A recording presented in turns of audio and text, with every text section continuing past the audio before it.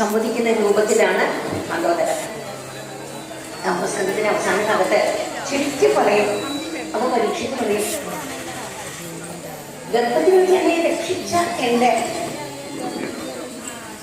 പരമാത്മാവിന്റെ എൻ്റെ പിതാവിനെയും എൻ്റെ പിതാമഹന്മാരെയും എൻ്റെ കുലത്തെയും രക്ഷിച്ച, സർവവസ്തുക്കളിൽ നിന്നും രക്ഷിച്ച ആ മംഗളമൂർത്തിയുടെ കഥ ശുഖബ്രഹ്മർഷി ഇങ്ങനെ ചുരുക്കി പറഞ്ഞാൽ എനിക്ക് മതിയാവില്ല. അമൃത് വിസ്തരിച്ച് പറയണം.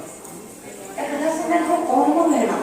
7 ദിവസം കഴിഞ്ഞാൽ തക്ഷക ദർശനം മരിക്കും. ഇത് ശാപം കിട്ടിയ പരീക്ഷത്തിന്